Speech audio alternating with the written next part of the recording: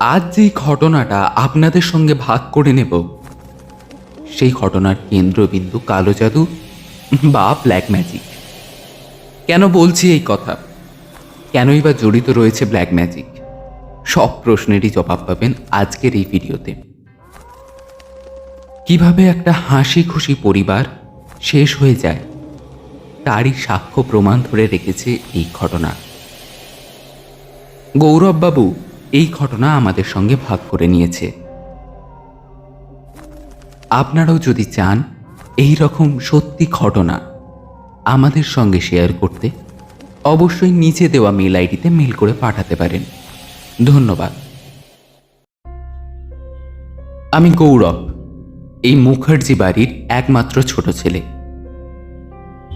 আমরা 3 ভাই এবং 1 বোন। আমি, আমার দিদি শ্রেয়া আর আমার বড়দা গৌতম। আমাদের প্রথম থেকেই অনেক বড় পরিবার। আমি, আমার মা, বাবা, কাকা, কাকিমা। আগে আমরা সবাই একসাথেই থাকতাম, কিন্তু একদিন না কাকু বাবাকে এসে বলল, দাদা দেখ, এত বড় বাড়ি, মেনটেন্স খরচা, খুব চাপ, চ তার থেকে ভালো বাড়িটা বিক্রি করে দিই। দেখ তুই তোর শেয়ারটা বুঝে নে, আমার শেয়ারটা আমাকে দিয়ে দে, হাতে কিন্তু ভালো প্রমোটারও আছে, কথা বলে দেখতে পারিস। এই বাড়ি বিক্রির প্রস্তাবে বাবা কখনোই রাজি ছিল না।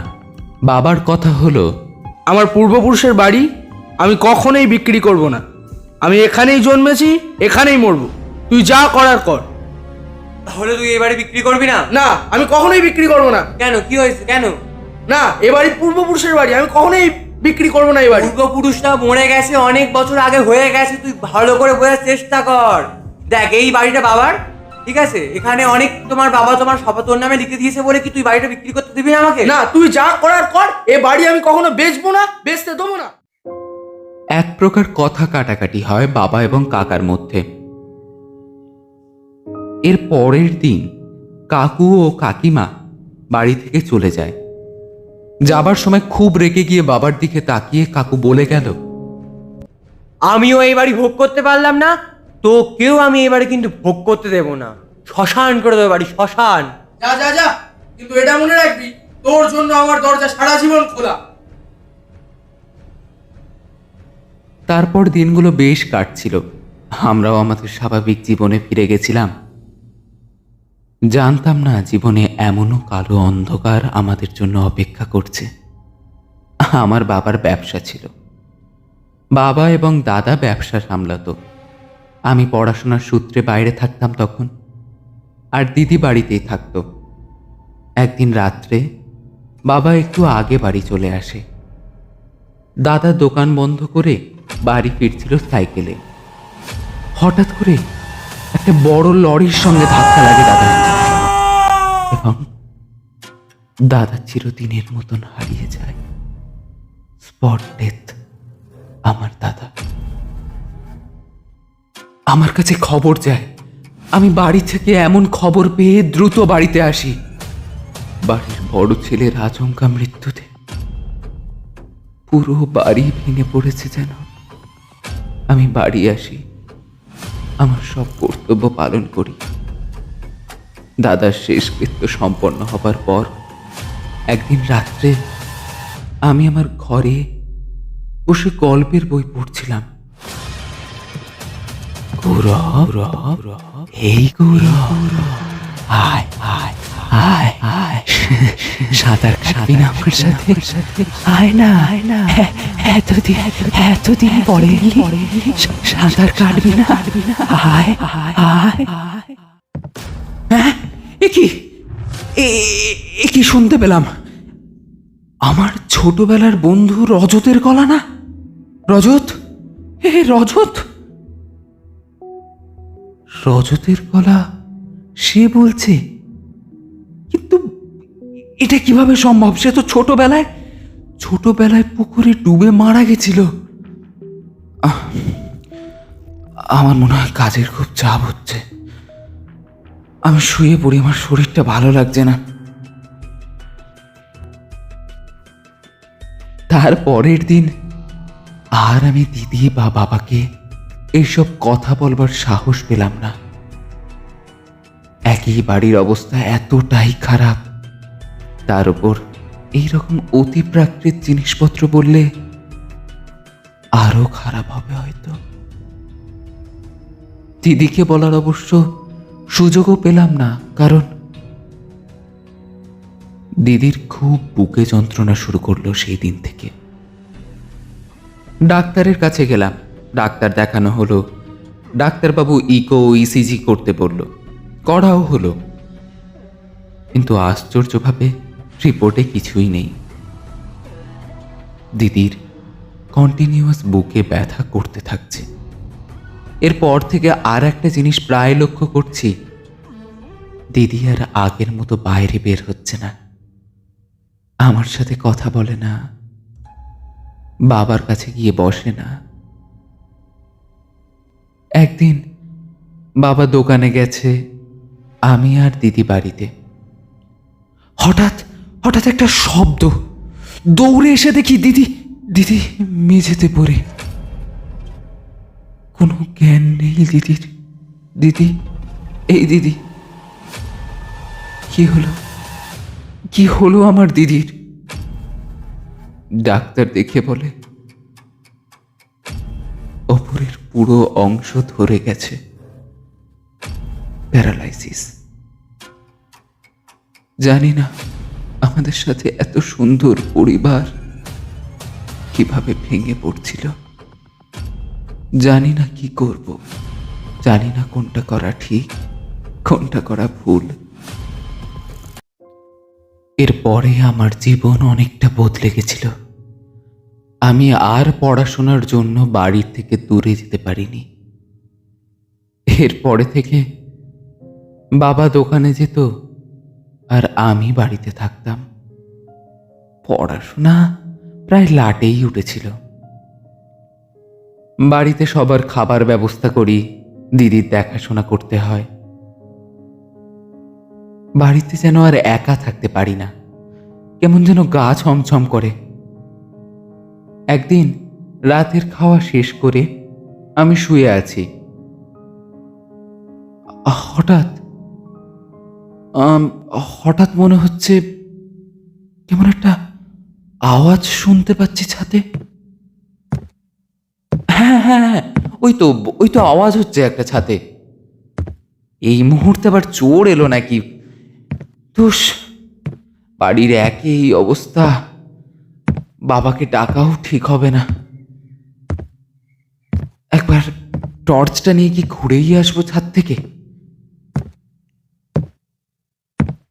যাই যাই একবার ছাদ থেকে ঘুরে আসি। বাবা সবেই তো খেয়ে ঘুমালো, এত চিন্তা। যাই, ছাদে গিয়ে দেখি কই, না কেউ নেই তো। ছাদে কি কেউ কিছু ফেললো? সুপুরি গাছ থেকে পাতা টাতা পড়লো নাকি? দেখি তো টর্চটা মেরে। না, কই কিছু নেই তো।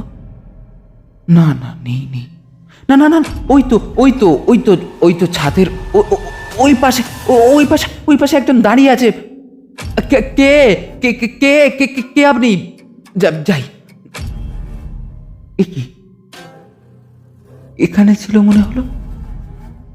ও ওপারে, আমি এখানে দেখলাম। কে কে আপনি? কে কি করছেন?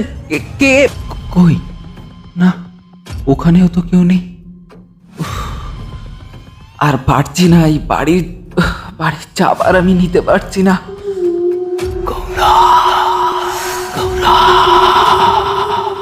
সাঁতার কাটবি না, এতদিন পর বাড়ি এলে আসবি না আমার সাথে সাঁতার কাটতে? গৌরব, আমি দাদা তো, আয় আয় আমার কোলে আয়, কতদিন দেখি না, আয় গৌরব। গৌরব, আমি দাদা, কিচ্ছু হবে না বাবা, আয় আমার কাছে, আয় আয়, কতদিন আসিস নি আমার কাছে, আয় আয়, এই দেখ ছাদের এইখানে আছি আমি, আয়। কে কে তোমরা? কে তোমরা? কারা? দাদা, রজত, তোরা? আমি দৌড়ে নিচে চলে আসি। আমি আর পারছি না। একটা ঘুমের ওষুধ খেয়ে আমি ঘুমিয়ে পড়ি সেই দিন। কিন্তু মাঝরাতে যখন আমার অর্ধচেতন অবস্থা, মনে হচ্ছে আমার পাশে কেউ একটা শুয়ে আছে।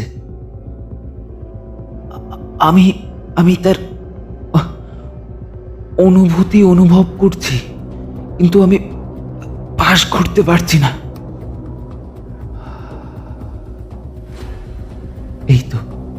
এই তো তার নিঃশ্বাস।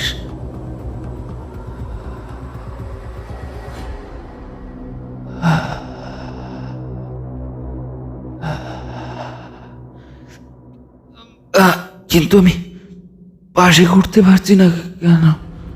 আমার খুব ঘুম পাচ্ছে। আমি আর উঠে দেখতে পাচ্ছি না। পরের দিন সকালবেলা বাবাকে সবটা খুলে এবার বলবো। আর পারছি না এইভাবে থাকতে। কি হচ্ছে আমাদের সাথে রোজ? বাবার সাথেও কি এরম কিছু হচ্ছে? হয়তো বাবার সাথেও হচ্ছে, বাবা বলতে পারছেন আমাদের। কাল সকালে হোক, আমি বাবার সাথে সবটা নিয়ে আলোচনা করব। এখন শুয়ে পড়ি। যাই, আগে গিয়ে দিদির ঘরটা পরিষ্কার করে দিয়ে আবার আজকের খাবারের ব্যবস্থা করতে হবে। বাবা দোকানে যাবে আবার। বাবা, কি যে হচ্ছে, আর কি কি যে দেখতে হবে জানি না। কি করে এরম হয় জানি না। আর কত দুঃখ আছে। কিরে দিদি, দিদি! কি হলো রে, আবার কি ভাঙলি? না, যাই গিয়ে একবার উপরে গিয়ে দেখে আসি। সোনামা, সোনামা! যখন আমার জ্ঞান ফিরল, দেখলাম মাথার কাছে বাবা দাঁড়িয়ে। বাবা কাঁদছে। এবার যদি আপনাদের বলি কি হয়েছিল আমার দিদির সাথে, কি দেখেই বা আমি জ্ঞান হারিয়েছিলাম। আমি যখন দরজা খুলি, দেখি দিদি গলায় দড়ি দিয়েছে। চোখগুলো যেন কোঠর থেকে ঠেলে বেরিয়ে আসছে। জিভ লম্বা। কিন্তু একটা কথা আমার বারবার মনে হচ্ছে, দিদি কিভাবে এটা করতে পারে? দিদির তো শরীর খারাপ ছিল, ওপরের পোর্শন ধরে গেছিল, প্যারালাইসিস ছিল। সেই মানুষটা কিভাবে সিলিং ফ্যানে দড়ি ঝুলিয়ে আত্মহত্যা করলো? ব্যাপারটা প্রচন্ড অবাক লাগছে আমার। কিন্তু আমি আর ভাবতে পারছি না। আমি আর ভাবতে পারছি না। আমি আর সহ্য করতে পারছি না এইসব। আমি দিদির ঘরে গেলাম, গিয়ে বসে আছি। কবে শেষ হবে আমাদের সাথে এইসব ঘটনা? কবে আবার আমরা সাধারণ জীবনে ফিরব? আর কবে এই মৃত্যু যন্ত্রণা শেষ হবে আমাদের? আমার চোখ গেল দিদির ডায়েরির দিকে। এই ডায়েরিতে দিদি তার দৈনন্দিন জীবনের কথা লিখে রাখত। ডায়েরিটা খুললাম, লক্ষ্য করলাম ডায়েরির শেষ পাতা, অর্থাৎ দিদি যেদিন পড়ে প্যারালাইসিস হয়ে গেছিল তার আগের দিনের লেখা। ডায়েরিতে এমন কিছু লেখা রয়েছে যেটা আমাকে ভাবতে বাধ্য করেছিল, সত্যি কি অলৌকিক কিছু রয়েছে আমাদের সাথে? সত্যি কি ঘটছে কিছু অলৌকিক আমাদের সঙ্গে? দিদির ডায়েরিতে লেখা রয়েছে এই: বাবার মৃত্যুর পর আমি আর ঠিক থাকতে পারছি না।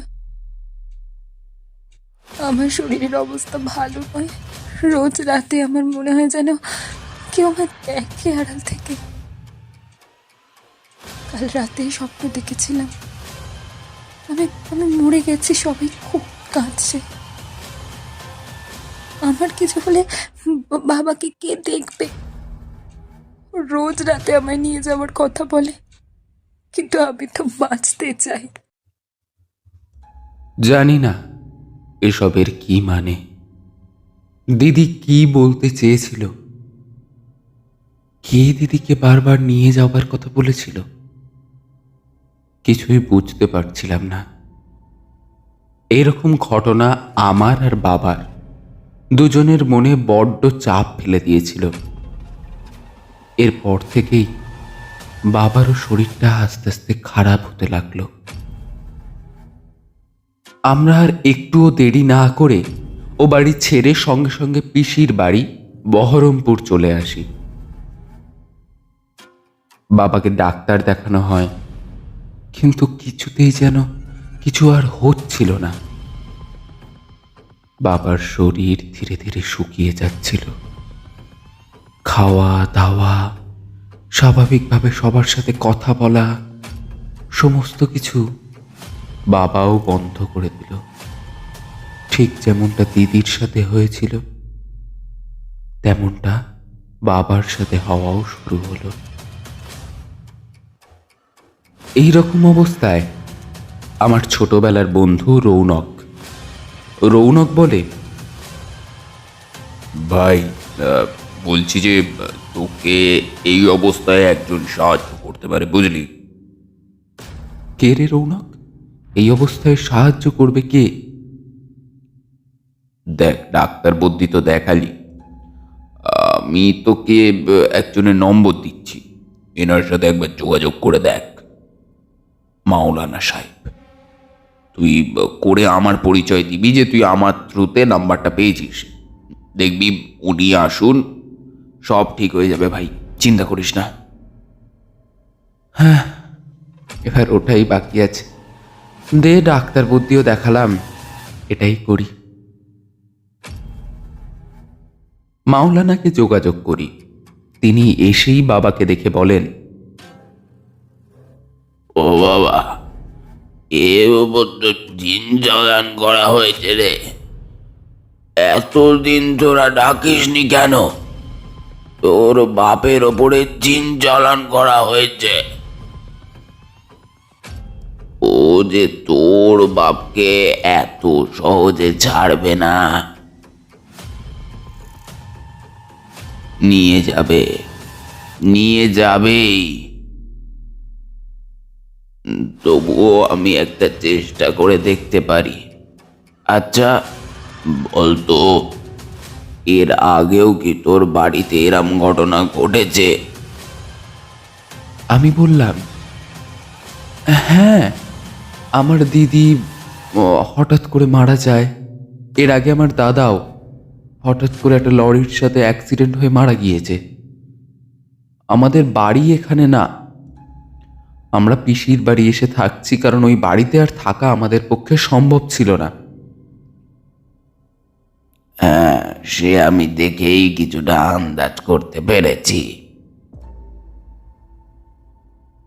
শোন, আমি আমার কিছু লোক নিয়ে পরে শুক্রবার আসব। তবে তোর বাপকে সামলে রাখিস। শুক্রবারের কথা উনি যেন না জানতে পারে, এটা স্মরণে রাখবি। উনি এখন নিজের ইচ্ছে চলছেন না। আমি যে শুক্রবার আসব, তোর বাবা যেন এটা না জানতে পারে কোনোভাবেই। আমি বললাম, আচ্ছা, ঠিক ঠিক আছে, ঠিক আছে সাহেব, আপনি তাহলে আসুন, আমরা বাবাকে দেখে রাখছি।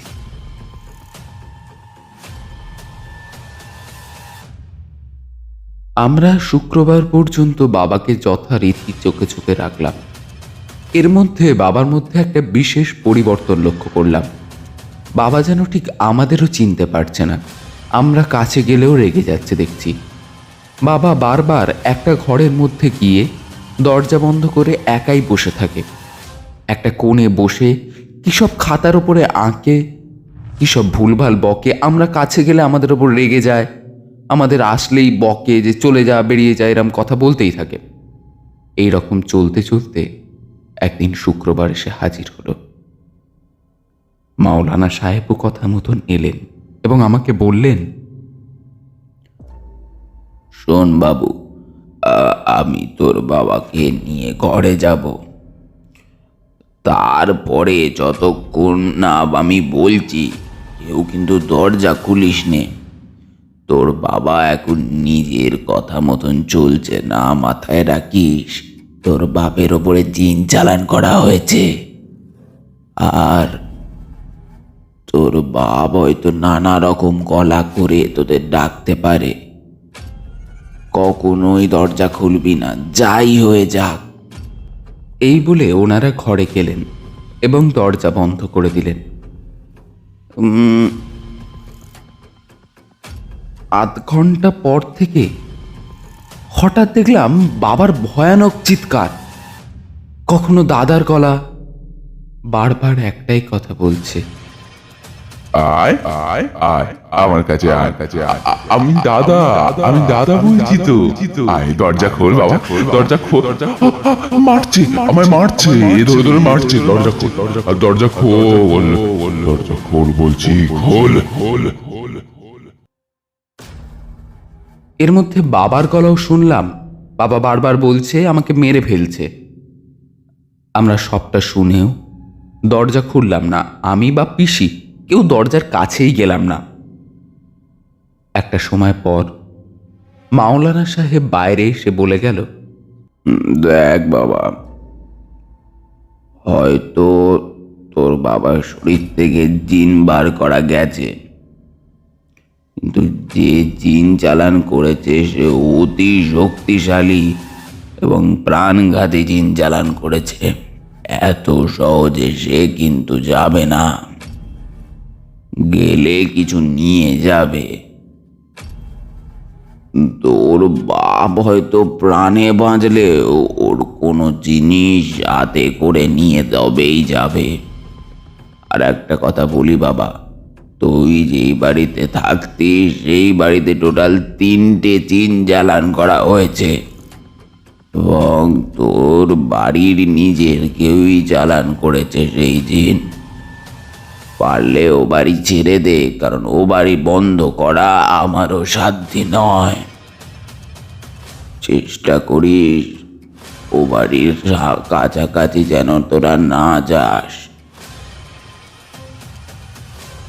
আর যেটা বললুম এটাও মাথায় রাখিস, তোর বাপ প্রাণে বাঁচলেও ওরা কিছু সাথে নিয়ে যাবেই। আর এই নে, এইটা আমি যতদিন না বলবো তোর বাপের হাত থেকে কোনোভাবে যেন না যায়, গা ঝাড়া করবি না এইটা। এর কিছুদিনের মধ্যে আশ্চর্যভাবে দেখলাম বাবা সুস্থ হয়ে উঠছে। বাবা আগের চেয়ে অনেক ভালো, এখন আমাদের সাথে কথাও বলছে ধীরে ধীরে। কিন্তু একটা জিনিস, সুস্থ হওয়ার সাথে সাথে বাবা কথাটা আর সেই আগের মতন বলতে পারছে না। কিছুটা কাঁপা কাঁপা গলায় কথা বলছে, কখনো বা কথা বলতেই পারছে না, কথা জড়িয়ে যাচ্ছে। আরও 1-2 দিনের মধ্যে দেখলাম বাবা একদমই আর কথা বলতে পারছে না। ডাক্তার দেখালাম, ভাবলাম হয়তো গলার কোনো সমস্যা। ডাক্তার দেখেও কিছু করতে পারলেন না। আবার তার পরে সেই মাওলানার শরণাপন্ন হলাম। মাওলানা বাড়িতে এলেন এবং বাবাকে দেখে বললেন, কেন রে ছোকরা, তোকে আমি বলে যাইনি ও হয়তো প্রাণ আর নিতে পারবে না, তবে কিছু একটা নিয়ে যাবে। এর পরে থেকে আমাদের আর সাহস কুলায়নি আমাদের আগের বাড়ি গিয়ে থাকি। তারপরে থেকেই আমরা পিসির বাড়ি থাকা শুরু করি। প্রথমে কিছুদিন পিসির বাড়ি, তারপরে পিসির বাড়ির পাশেই একটা ফ্ল্যাট ভাড়া নিয়ে আমি আর আমার বাবা থাকা শুরু করি। এইভাবেই আমাদের দিন কাটছিল। বাবার শরীরও আগের চেয়ে সুস্থ হয়ে উঠেছিল। এমন সময় হঠাৎ খবর পেলাম যেই কাকা আমাদের সঙ্গে ঝগড়া করে চলে গেছিল, তিনি হঠাৎ মারা গেছেন। শুধু তিনি নয়, কাকা এবং কাকিমা বাড়ি ফেরার পথে একটা কার অ্যাক্সিডেন্টে মারা গিয়েছে। এই কথা শুনে বাবা অত্যন্ত কষ্ট পেয়েছিল। জানি না কিভাবে পুরো পরিবার ধূলিসাৎ হয়ে গেল। আমাদের সবার জীবনের এই রকম অন্ধকার নেমে আসবে আমরা কেউই আন্দাজ করতে পারিনি। এখন আমি আর বাবা বহরমপুরে আমাদের নতুন করে জীবন শুরু করেছি। আশা করব এর পরের জীবনটা আমাদের অন্তত একটু শান্তিতে কাটবে।